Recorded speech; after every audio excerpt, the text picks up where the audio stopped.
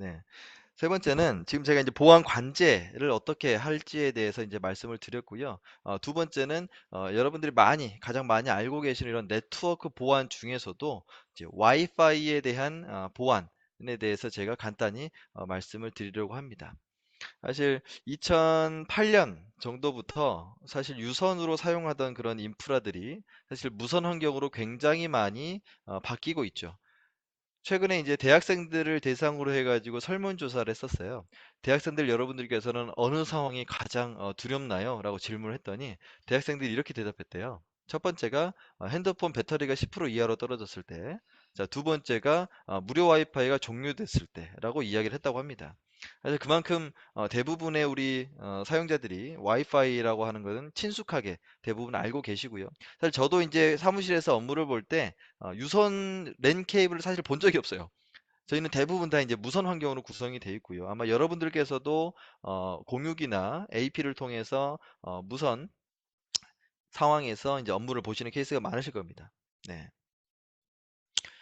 과거에 이제 기업들이 유선 네트워크를 떠나서 무선 네트워크로 환경이 변화가 됨에 따라서 이러한 무선에 대한 보안을 어떻게 해야 될 거냐에 대한 어, 관심도가 굉장히 높아졌습니다.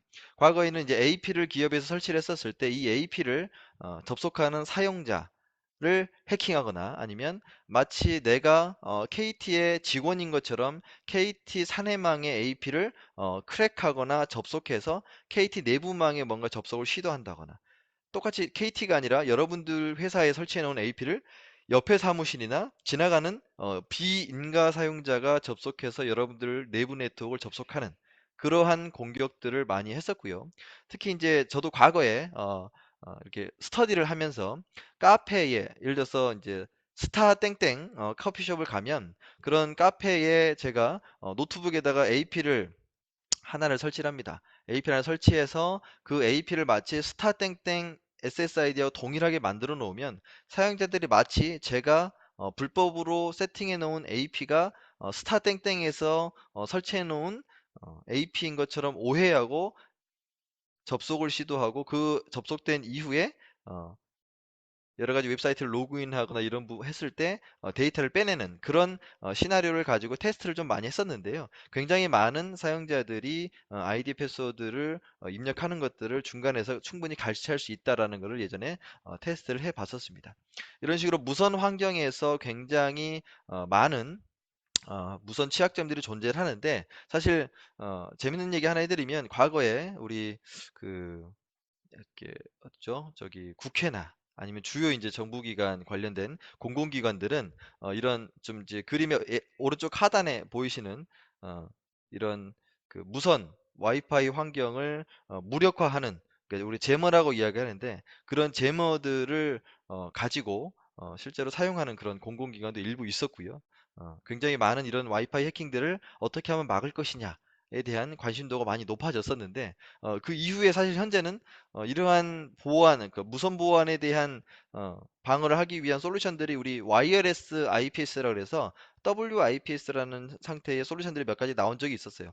근데 최근에는 WIPS의 수요가 사실 지금도 이제 구축한 고객도 있으시긴 한데 WIPS에는 소요가 사실 많이 없습니다. 왜냐하면 대부분의 기업들이 단순히 AP만을 설치해서 무선된 환경을 구축하는 게 아니라 1차 인증 이후에 이제 레디우스나 여러 가지 2차 인증, 계정 관리나 여러 가지 이제 맥 인증 플러스 추가적인 인증들을 굉장히 많이 하고 있기 때문에 지금 앞에 보이시는 여러 가지 이러한 해킹 공격들은 사실 기업에서 행해지기가 쉽지 않아요. 특히 기업들이 가지고 있는 사옥이나 굉장히 많은 오피스 그런 동에서는 이러한 불법적으로 AP를 뭔가 임의로 설치해서 사용자를 유도한다거나 하는 게 굉장히 쉬운 일은 아닙니다. 또 해커가 요즘에는 이러한 공격을 통해서 했을 때 얻어가는 게 없죠. 얻어가는 게 없기 때문에 굳이 이런 무선랜을 해킹해서 왜 할 거냐에 대한 부분으로 좀 추세가 바뀌고 있죠. 그래서 해커들은 주로 이런 무선 해킹을 하는 게 아니고 바로 이런 악성 코드를 통해서 기업에 바로 여러분들의 PC를 노린다는 거죠. 네.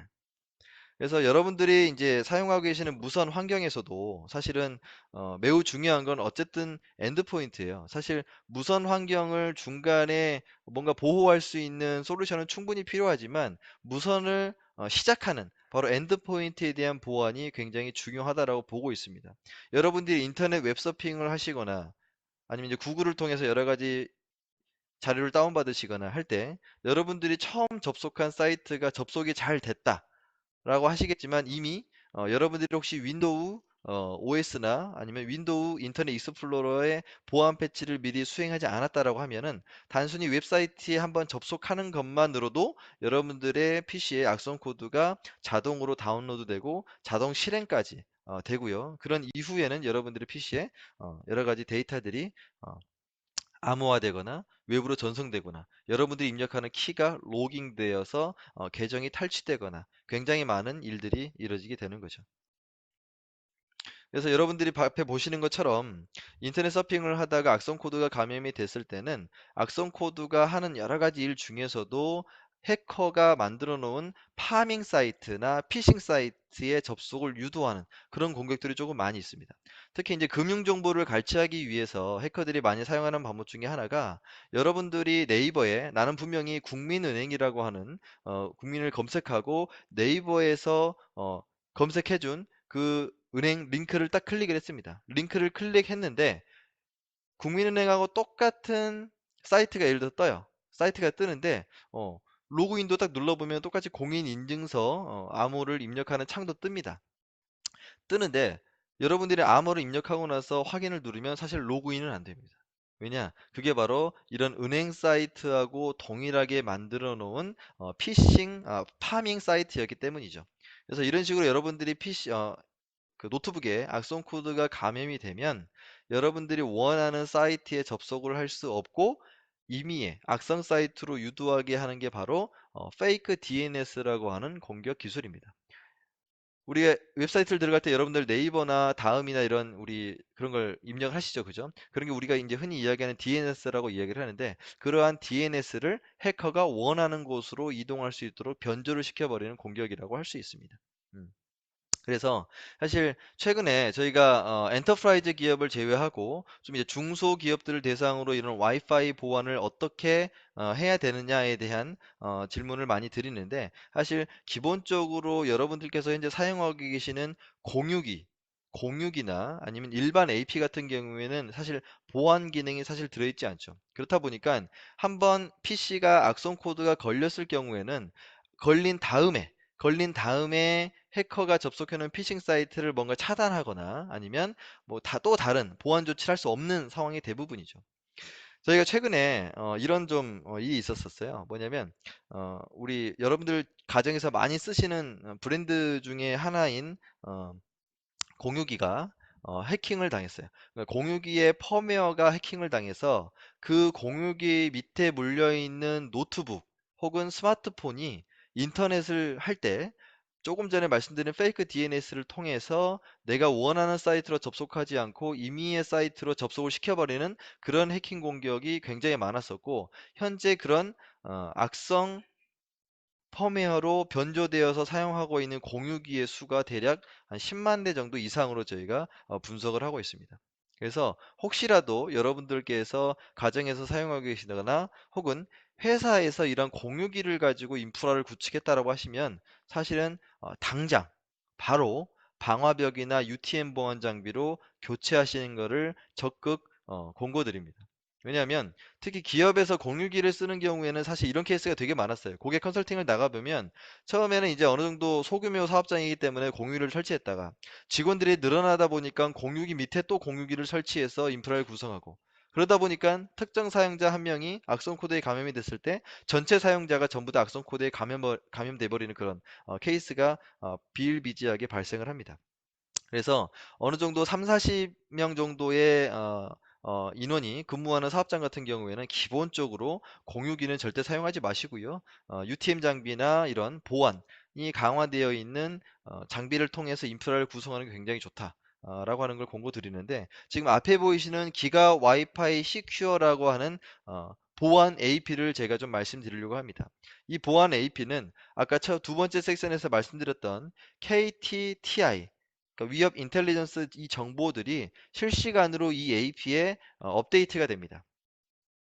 즉 지금 현재 금융권이나 혹은 여러 가지 국내에 행해지고 있는 디도스 공격이나 아니면 악성 코드 유포가 갑자기 활발하게 이루어지고 있다. 근데 KT에서는 그러한 악성 코드 유포지 IP를 빨리 이건 진짜 악성 코드 유포는 IP다라는 걸 탐지하게 되고요. 그 IP를 저희가 기가 와이파이 시큐라고 하는 보안 AP에 업데이트를 합니다. 그러면 혹시라도 여러분들께서 그런 악성 코드에 감염이 됐거나 혹은 외부에서 그 악성 코드로부터 그 IP로부터 악성 코드가 다운로드 될 때 이 기가 와이파이 시큐어를 통해서 차단할 수 있는 효과를 볼 수 있습니다. 그래서 악성 코드가 다운로드 되는 것을 막을 수 있고, 두 번째는 악성 코드가 감염이 됐다고 하더라도 그 악성 코드가 감염된 이후에 피싱 사이트나 악성 사이트로 뭔가 접속을 시도하거나 혹은 해커하고 명령을 받기 위해서 뭔가 해커와의 접속을 할 때 그러한 부분들을 KTTI를 통해서 2차 차단할 수 있기 때문에 여러분들의 정보 유출이나 기업의 피해를 대폭 줄일 수 있다라고 저희는 보고 있어요. 그래서 사실 여러분들이 기본 공유기나 여러 가지 인프라를 구성을 할 때, 특히 무선 인프라를 구축할 때는 앞에 보이시는 기가 와이파이 시큐어라고 하는 보안 AP를 통해서 무선 환경을 구축하는 것이 앞으로 여러분들에게도 한 번은 닥치실 랜섬웨어의 피해를 빠르게 방어할 수 있는 방법이라고 저희가 제안 드리고 싶습니다. 그래서 여러분들께서는 기가 와이파이 시큐어라고 하는 걸로 AP를 구성을 하시게 되면 이 AP 같은 경우에는 사실 별도의 컨트롤러를 제공을 하지 않고요. 저희는 어떻게 제공하냐면 중앙에서 이런 AP를 관리할 수 있는 중앙관리 웹페이지를 제공을 합니다. 그래서 기가 와이파이 시큐어 하나를 구매하시더라도 실제로 지금 화면에 가장 왼쪽에 있는 그런 웹페이지를 통해서 내 AP에 누가 접속을 했는지, 그리고 AP에 어떠한 US 사이트 정보들이 있는지, 그리고 내가 원하는, 특히 이제 우리 대표님들께서, 이제 중소기업 대표님들께서는 우리 직원들이 이렇게 불법 사이트나 아니면 US 사이트를 접속할 수 없도록 특정 사이트를 차단하고 싶은 경우가 있습니다. 그래서 이런 웹페이지를 통해서 특정 웹사이트를 차단하는 US 사이트 차단 기능까지 저희가 제공을 하고요. 이런 경우도 있었어요. 해당 AP에 접속을 했을 때, 특히 여러분들 호텔 가시면 AP를 접속하고 나서 와이파이 접속하고 나서 첫 번째 뜨는 게 바로 호텔에서 제공해주는 뭔가 서비스 페이지, 뭐 광고 페이지가 하나씩 뜨실 거예요. 혹시 이제 지금 강의를 들으시는 고객님들께서 이러한 AP를 접속했을 때 첫 번째로 내가 원하는 페이지를 혹은 내가 원하는 이미지를 띄우고 싶다 라고 했을 때는 이 홈페이지를 통해서 이런 광고 페이지도 같이 삽입할 수 있다라고 이해를 해주시면 됩니다. 그래서 이 AP는 아주 작고 간단하지만 이런 통계 사이트와 굉장히 많은 보안 기능을 제공하고 있다고 보시면 될 것 같고요. 두 번째는 보안 AP 중에서도 US 사이트 차단 이외에 저희가 VPN 기능을 제공합니다. SSL VPN은 아니고요. IPsec VPN을 저희가 지원합니다. 특히 본사가 있고요. 특히 본사가 있고 지점이 굉장히 많은 고객님들 같은 경우에는 지점에 근무하는 인력이 대략 한 10명 내외인 케이스에 실제로 보안 장비를 구축해야 해서 VPN을 구축하려고 하는데, 똑같이 본사에 예를 들어서 센터 VPN 장비가 있는데 지점에 조금 작은 장비라고 하더라도 사실 VPN 전용 장비가 대략 몇백만 원 하거든요. 그죠? 그러한 비용을 지불해서 VPN을 구축하기 굉장히 부담스러우신 우리 고객님 같은 경우에는 본사에는 센터급 장비를 하나 놓으시고요. 각 지점과 가맹점에는 이 와이파이 시큐어 단말을 통해서 IPsec VPN도 연동이 가능하다. 지금 여러분들께서 운영하고 계시는 대부분의 이제 국내외 UTM 장비들하고 기가 와이파이 시큐어는 대부분 다 현재 연동이 다 되어 있는 상태입니다. 그래서 여러분들이 사용하고 계신 장비와 언제든 연동 가능하기 때문에 이런 지점 가맹점과 VPN 연동도 지원을 한다라고 보시면 될 것 같습니다. 그리고 세 번째는 이제 세이프 존이라고 하는 것도 여러분들이 구성을 할 수 있다라고 보시면 되는데요. 이 세이프 존은 저희가 여러분들이 다 알고 계시는 안랩이라고 하는 보안 벤더사와 KT가 함께 제휴 협력을 통해서 만든 상품입니다. 만든 거라고 보시면 될 것 같고요. 대부분 여러분들 안드로이드를 사용하시는 사용자들 같은 경우에는 핸드폰에 모바일 시큐리티라고 하는 안랩 V3 앱이 대부분 다 설치되어 있습니다.